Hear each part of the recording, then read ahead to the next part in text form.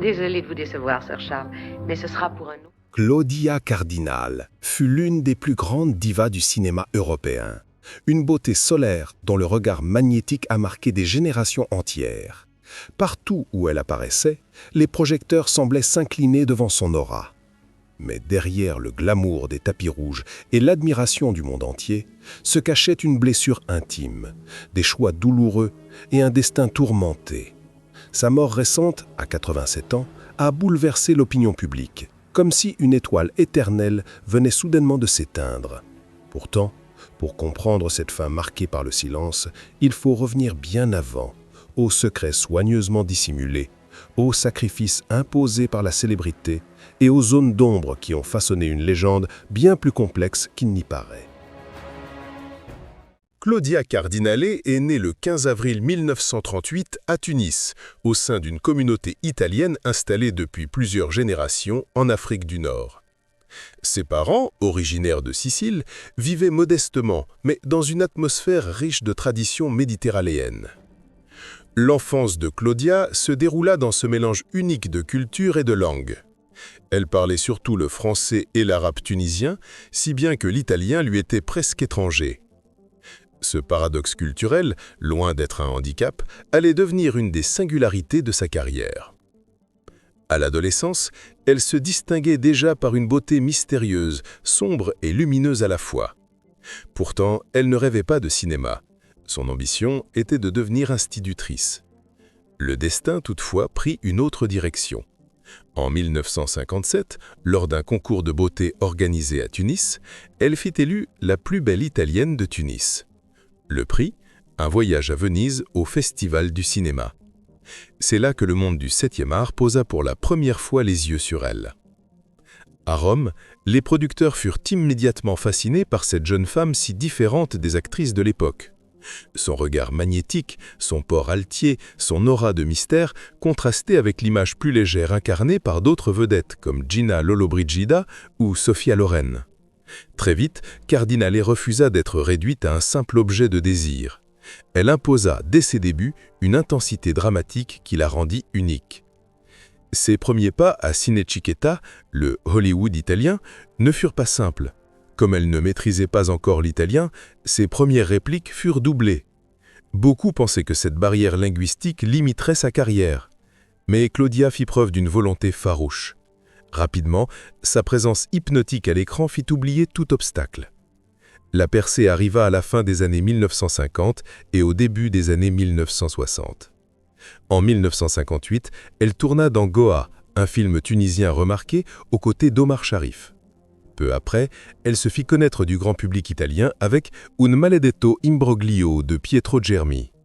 Mais c'est surtout Rocco et ses frères de Luchino Visconti qui marqua un tournant. Dans ce drame poignant, elle incarna une figure de passion et de souffrance, confirmant son talent dramatique. Les années 1960 furent son âge d'or. Elle multiplia les collaborations avec les plus grands cinéastes européens. Avec Federico Fellini, elle brilla dans 8 et demi, 1963, chef-d'œuvre du cinéma moderne où elle incarnait la muse énigmatique de Marcello Mastroianni. Avec Visconti encore, elle participa à Le Guépard, 1963, fresque historique somptueuse où elle forma un duo inoubliable avec Alain Delon et Burt Lancaster. Puis vint Il était une fois dans l'Ouest, 1968, de Sergio Leone, où elle joua le rôle mythique de Jill McBain, la femme pionnière figure de courage dans un univers brutal. En parallèle, elle conquit Hollywood. On la vit dans The Pink Panther, 1963, aux côtés de Peter Sellers, film qui révéla son humour et sa légèreté. Contrairement à d'autres actrices européennes cantonnées d'un seul registre, Cardinal sut alterner entre films d'auteur et productions populaires. Elle pouvait être tour à tour, séductrice, victime tragique ou héroïne combative. Cette polyvalence fit d'elle l'une des actrices les plus recherchées de sa génération. À travers ses choix, elle refusa de se laisser enfermer dans des rôles stéréotypés. Là où beaucoup acceptaient des personnages interchangeables, Claudia préféra des figures féminines complexes, capables de résister aux hommes et aux conventions sociales. Son identité méditerranéenne, sa force tranquille, son allure fière, devint sa marque de fabrique. Elle incarnait une femme libre, en avance sur son temps. Le public, fasciné, l'adopta immédiatement. Sur les tapis rouges, Elle irradiait d'élégance et d'authenticité. Les photographes captaient un visage qui mêlait sensualité et gravité, beauté et profondeur. Mais c'est surtout son jeu d'actrice qui la fit entrer dans l'histoire. Chaque film renforçait son statut de star internationale et d'icône du cinéma européen. Ce qui distingua Claudia Cardinal de beaucoup de ses contemporaines fut sa fidélité à elle-même. Elle refusa les diktats des studios, notamment américains, qui voulaient façonner son image. Elle préféra garder sa liberté, quitte à prendre des risques. Cette indépendance lui donna une image de rebelle, mais aussi d'artiste sincère. Elle traça sa propre route, guidée par son instinct. Ainsi, en à peine une décennie, la jeune fille timide de Tunis était devenue l'une des figures les plus éclatantes du cinéma mondial. Son parcours, pourtant, ne fut pas qu'un conte de fées. Derrière les projecteurs se cachaient déjà des blessures intimes et des zones d'ombre. Mais sur la scène publique, Claudia Cardinal apparaissait comme une légende vivante, une actrice dont la carrière semblait invincible, jusqu'au moment où les drames personnels commençaient à affleurer. Claudia Cardinale, que le public associait à la force et à la beauté, portait dans sa vie personnelle des cicatrices beaucoup plus douloureuses que ce que l'écran laissait paraître. Si sa carrière fut jalonnée de triomphes, son intimité fut marquée par le poids des secrets, les blessures intimes et des choix imposés par les circonstances plus que par le désir. Tout commença alors qu'elle n'était encore qu'une adolescente. À 17 ans, un événement douloureux bouleversa son existence. Selon ses propres confidences, bien plus tard, elle vécut une relation abusive qui conduisit à une grossesse précoce. De cette épreuve naquit un fils, Patrick, en 1958. À une époque où la société jugeait sévèrement les mères célibataires, surtout dans le monde conservateur du cinéma italien, Claudia fut contrainte de cacher cette maternité. Sous la pression de son entourage et des producteurs, elle fut contrainte de présenter Patrick comme son frère cadet pendant plusieurs années, afin de protéger son image publique. Cette dissimulation, imposée par son entourage et par les producteurs qui craignaient pour son image, fut pour elle une blessure profonde. Elle avoua bien plus tard que cette période avait laissé une marque indélébile dans sa vie de femme. En 1966, Claudia participa à une cérémonie organisée par le producteur Franco Cristaldi, considérée par beaucoup comme un mariage, même si cette union ne fut jamais reconnue légalement en Italie. Cristaldi adopta néanmoins Patrick, ce qui donna au public l'image d'une famille normale, une star respectée, un mari influent, un enfant intégré. Mais derrière cette façade se cachait une relation complexe et difficile. Cristaldi, puissant et respecté dans le cinéma italien, exerçait une forte emprise sur Claudia. Il contrôlait non seulement sa carrière, mais aussi ses choix personnels, ses finances et même ses fréquentations. Dans certaines interviews tardives, Claudia décrivit cette union comme une cage dorée, où elle se sentait prisonnière malgré le luxe et la réussite. Cette relation prit fin dans les années 1970, lorsque Cardinale décida de rompre et de se libérer d'un carcan qui l'étouffait.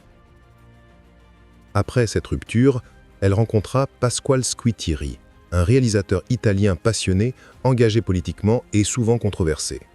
Leur relation fut marquée par la passion, mais aussi par des turbulences. Contrairement à Cristaldi, Squitieri ne cherchait pas à la contrôler, au contraire, il la traitait en partenaire, en égal. Avec lui, Claudia eut une fille, Claudia Junior, qui devint rapidement le centre de son univers. Pendant plus de 40 ans, Cardinale et Squitieri restèrent inséparables jusqu'à la mort de ce dernier en 2017. Leur union, bien qu'officiellement jamais scellée par un mariage, fut considérée par beaucoup comme l'un des couples les plus durables du cinéma italien. Ses deux enfants, Patrick et Claudia Junior, furent les piliers les plus solides de sa vie. Patrick, son fils secret d'autrefois, choisit une existence discrète, travaillant un temps dans la production cinématographique, mais loin des projecteurs et du regard du public. Claudia Junior, en revanche, suivit une autre voie. Actrice et parfois présente sur les tapis rouges, elle accompagnait souvent sa mère lors de festivals et d'hommages, devenant à son tour un visage familier du monde du cinéma. Pour Claudia Cardinale, la maternité resta le rôle le plus difficile et le plus important de sa vie, dépassant de loin tous les personnages qu'elle avait incarnés à l'écran. Mais les drames ne disparurent jamais totalement. Les années passant, les rumeurs circulaient dans la presse. Épisodes de dépression, sentiment d'isolement malgré la gloire, conflit intérieur entre l'image publique et la réalité intime. Cardinal resta toujours pudique sur ces questions, refusant de se transformer en sujet de confession médiatique. Toutefois, ces rares confidences laissaient deviner une lutte constante contre les blessures du passé et le poids des sacrifices consentis pour maintenir sa carrière. La mort de Pasquale Squitieri en 2017 fut un coup terrible. Après plus de 4 décennies de vie commune, Claudia perdit son compagnon de route, son allié artistique et affectif. À partir de ce moment-là, ses apparitions publiques se firent plus rares. Elle continuait à assister à certains festivals ou cérémonies d'hommage, mais avec une retenue évidente.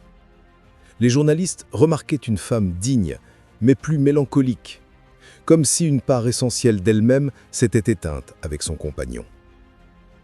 Dans ces dernières années, Cardinal vécut principalement en France, dans la région parisienne. Elle menait une existence paisible, entourée de sa famille et de quelques proches fidèles. Ceux qui la visitaient parlaient d'une femme toujours vive d'esprit, mais tournée vers le passé, consciente d'avoir vécu une vie exceptionnelle, mais non sans douleur. Le 23 septembre 2025, la nouvelle de sa disparition fit l'effet d'un séisme. Claudia Cardinal s'éteignit à 87 ans à Nemours, au sud de Paris, entourée de ses proches. Les médias confirmèrent que la cause était naturelle, liée à son âge. Pourtant, l'annonce résonna comme une tragédie. Le monde du cinéma perdait l'une de ses dernières icônes de l'âge d'or. Les hommages affluèrent immédiatement. En Italie, on salua la dernière grande diva. En France, on rappela son rôle de passerelle entre les deux cinémas. En Tunisie, son pays de naissance, on évoqua la fierté d'avoir vu naître une telle étoile. Des actrices de toute génération témoignaient de l'inspiration qu'elle avait représentée. Une femme qui, malgré les contraintes d'une époque machiste, avait su incarner l'indépendance et la dignité. Mais au-delà des hommages officiels, ce sont les questions laissées sans réponse qui nourrirent le mystère. Combien de secrets Claudia avait-elle emporté avec elle? Quelle fut la véritable nature de ses blessures intimes, de ses sacrifices personnels? Était-elle, comme elle le montrait en public, une femme indestructible, ou au contraire une âme marquée par des fragilités profondes? Ces interrogations, loin d'affaiblir son image, la renforçaient encore, car c'est souvent dans l'ombre que naissent les légendes. Ainsi, la vie de Claudia Cardinal se révèle comme une fresque contradictoire, éclatante de lumière, mais sillonnée de zones sombres. Ses amours, ses enfants, ses drames, et finalement sa mort, tout cela compose l'histoire d'une femme qui refusa de se laisser réduire à une image figée. Elle demeura jusqu'au bout une énigme, à la fois proche et lointaine, admirable et insaisissable. Son silence éternel, aujourd'hui, ne fait que prolonger le mystère d'une existence qui aura toujours fasciné le monde entier.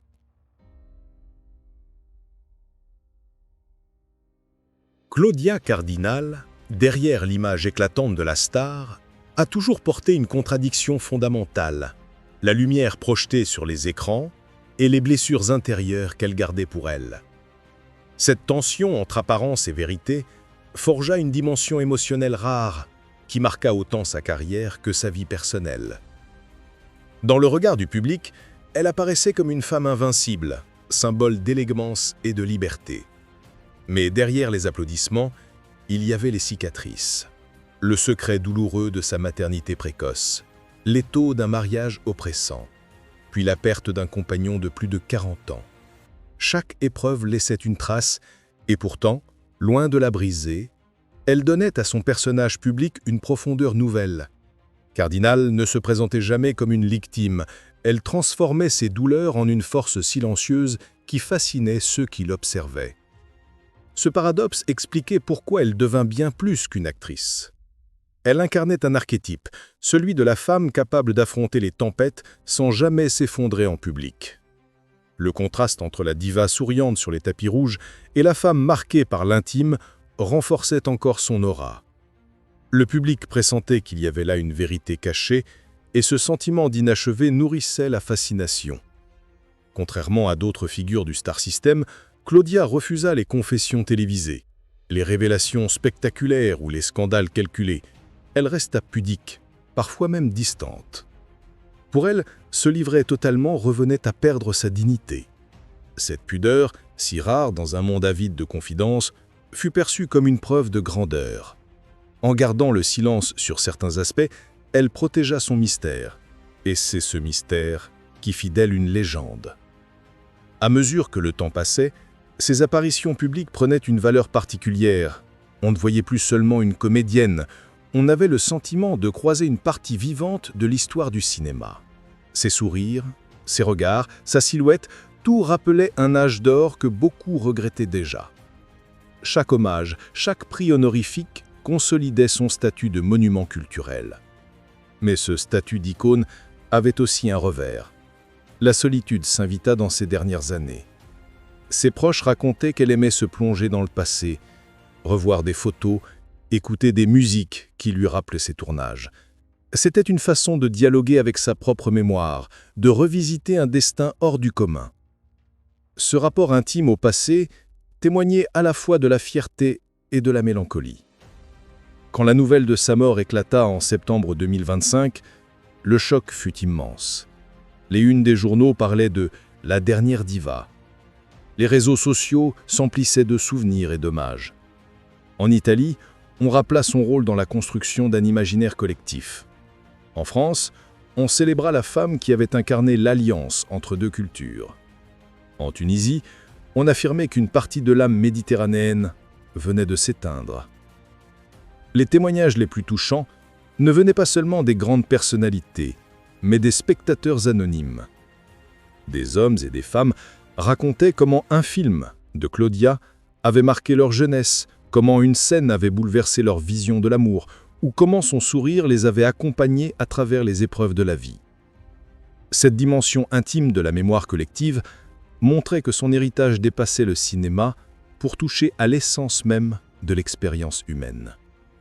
La mort de Claudia Cardinal ne fut donc pas seulement la fin d'une carrière, mais l'apogée émotionnel d'une légende. Elle rappela à tous que les étoiles, même lorsqu'elles s'éteignent, continuent de briller dans les souvenirs. Son absence renforça le mythe, car ce qui restait désormais, ce n'était plus une femme que l'on pouvait interroger, mais une image éternelle que chacun pouvait réinventer à sa façon.